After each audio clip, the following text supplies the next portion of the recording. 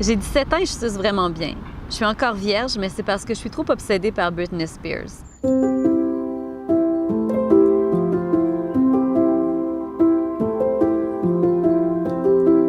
Allô, Mélodie?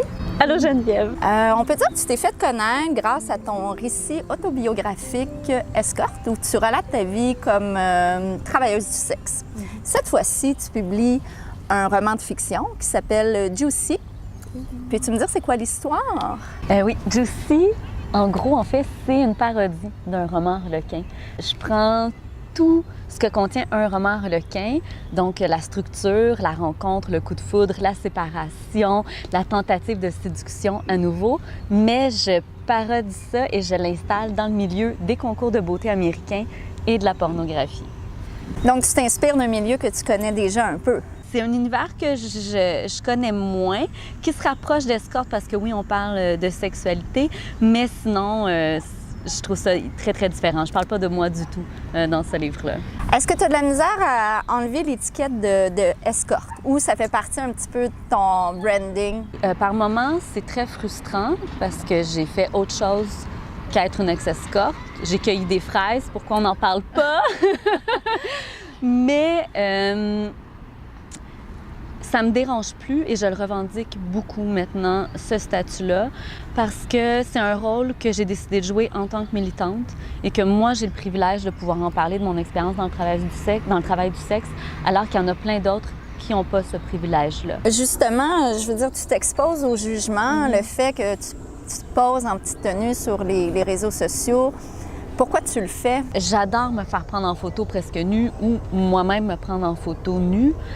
Mais ça va être pas nécessairement pour exciter, ça va juste pour voir toutes les possibilités que j'ai à me montrer, à voir c'est quoi les limites. C'est même pas non plus de la provocation, j'aime beaucoup mon corps. Génial, ouais. Je m'ennuie facilement. Et faire ça, ça me désennuie. Et aussi, moi, avoir été escorte, là, ça m'a enlevé toute préoccupation extérieure. Pour moi, c'était être escorte faisait en sorte que j'avais fait peut-être quelque chose qui était jugé comme la pire chose à ne pas faire par beaucoup de personnes dans la société. Alors, l'avoir fait faisait en sorte que le reste, c'était pas important. J'ai envie de savoir comment ta famille a réagi quand elle a appris que tu recevais de l'argent en échange de services sexuels. Moi, j'étais certaine que mes parents le savaient déjà. Ah oui? Mais ils me connaissent bien. Ils savent que c'est une obsession constante pour moi, la sexualité. Je veux dire, dans ma liste de cadeaux de Noël à 15 ans, j'ai demandé à ma mère de m'acheter le livre Baise-moi de Virginie Despentes. Alors, je m'étais dit, ils doivent soupçonner quelque chose, là. Mais non, pas du tout. Et j'étais très gênée de leur apprendre.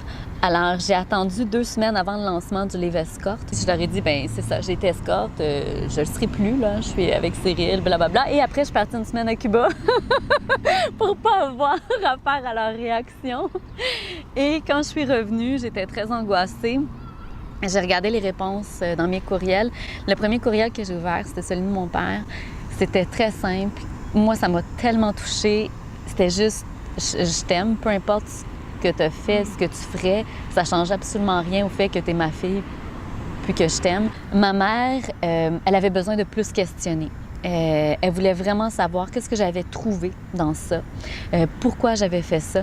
Elle avait aussi la crainte que je me sois sentie forcée à un moment donné. Alors, elle avait beaucoup de questions.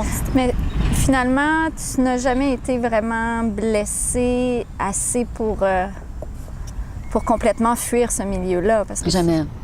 Je le referais demain si j'étais célibataire, totalement. Ça serait pas pour les mêmes raisons, parce que ma curiosité, elle a été assouvie.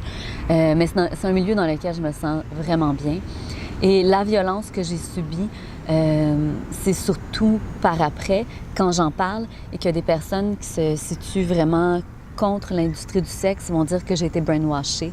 Des fois, je reçois des commentaires comme quoi je suis une pimp, une proxénète, parce que j'en parle de l'industrie. C'est très difficile quand il y a une jeune fille de 19-20 ans qui va tenter de me parler de l'industrie. Elle va me dire, est-ce que tu as des conseils? Je viens de commencer, mais je ne sais pas si ça, c'est normal. Si telle agence veut me faire signer un contrat, est-ce que j'ai le droit? Par l'illégalité du travail du sexe au Canada, je peux même pas la conseiller. Je peux pas du tout, sinon je pourrais être accusée de proxénétisme, effectivement. Alors, c'est très difficile de se sentir en sécurité dans l'industrie pour ça. Et les causes de la violence se situent beaucoup dans le fait qu'on peut pas communiquer facilement les droits et tout ce qui est possible de faire ou de pas faire dans l'industrie. Merci beaucoup, Mélodie, pour cette conversation. Oui, merci à toi, Geneviève.